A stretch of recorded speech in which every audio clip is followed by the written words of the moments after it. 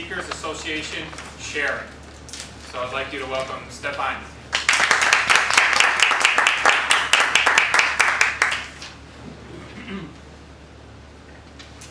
A couple of weeks ago, I was missing in action. I was actually at a convention in Orlando, the National Speakers Association annual convention in Orlando. Unfortunately, I wasn't able to be there for the entire 4 days, which is a very dynamic environment of several thousand people. I actually had a client relationship in DC, so I had to make some adjustments. But I was able to get there for the one kickoff event. I literally flew for a one-day meeting at the National Speakers Association because I couldn't stay there for the whole 4. That's how exciting the National Speakers Association group is. Now, somebody's asked me, Stephanie asked me, well, what is the National Speakers Association? It's actually a trade association of people who make their profession speaking and being paid. You have to qualify, and it's actually an amazing giving group of people when you think about us all competing for this world of paid speaking opportunities. But despite what you might have thought, this is a place where phenomenal learning goes on. The actual event, the one day that I attended, is called the Cabot Institute. Cabot was the founder of the National Speakers Association. The association is maybe 50 years old, so it's relatively new. A lot younger than actually the Toastmaster organization. And it started out with Cabot suggesting that if we all work together, we could create a bigger industry where people would pay for what we do, instead of all of us competing for free speeches. I think that might be of interest to you. So, the Cabot Institute started out with a couple of overview statements and some very interesting best practice examples. It was an opportunity for me to see some really wonderful speakers.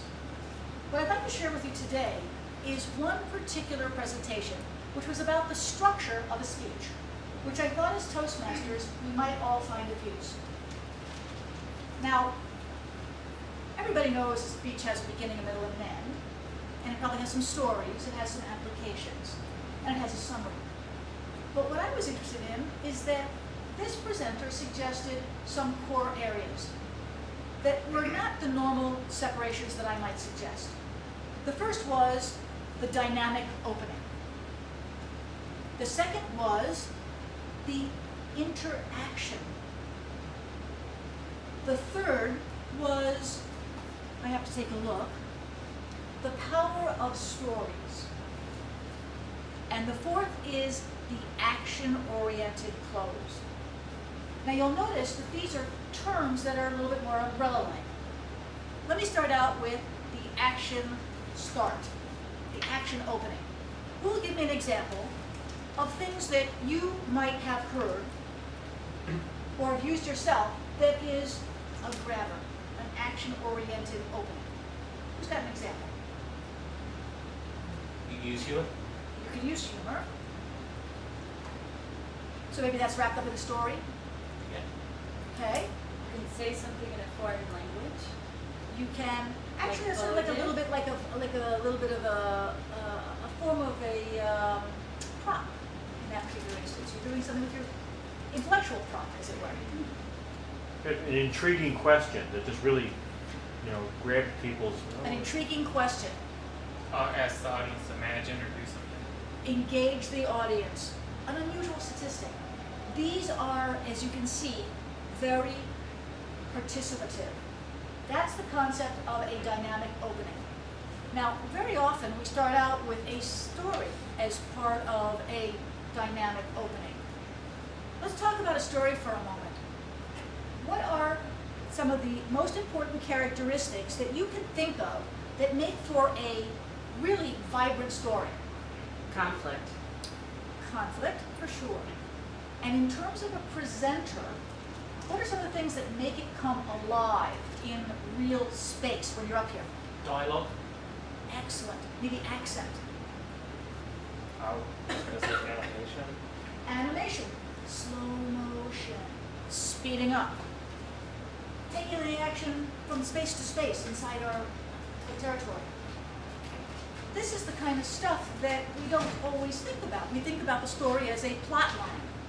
But the characteristics of a powerful storyline as a speaker are augmented by these accent points, if you will. Okay, here's a point that I thought was really probably one of the most interesting things that I realized about the structure of a speech. The concept of interaction. The statement was made, and I love this line, use it as an open door to access the wisdom in the room. Never miss a teaching opportunity. The concept of interactive audience participation is the idea that when somebody brings something up, you weave it into your plot. That you are constantly referring to something that came up. Pat's prior presentation talked about the villain. What is that? What's this one? The victim, see? So I can actually refer back to these things, and it actually becomes a reinforcing learning process. This was brought home to me, perhaps most importantly, when I was doing a presentation at Vistage, a group of CEOs. I was giving my presentation, and someone made a comment about the fact that his brother-in-law had offered to put money into his company, but he had turned the money down. I thought that was interesting, and I kept going on my conversation. A little later in my presentation, one of the attendees said, "Why didn't you comment on that? That was exactly what you just told us we should do." My fault. I didn't take advantage of a learning moment. It would have been powerful to engage. Now, that's exactly the kind of situation that I've been talking about, that you have opportunities and you don't even use them all. You turned down your brother-in-law. He was willing to give you money. I thought that was really powerful. Since my time is getting short, it's appropriate that I do come to the action-oriented conclusion. And this is really important. It's a two-part process, so let me give it to you. Always complete your presentation by asking for engagement. What was your best takeaway for section number 1? What was your best takeaway for section number 2? What's your best takeaway for section number 3? What will you do in the next 2 weeks? Write it down. But that's only your interactive close. Don't end it there. Go to the final point. Summarize your key elements and close, preferably with a bookend from the beginning. Maybe another story.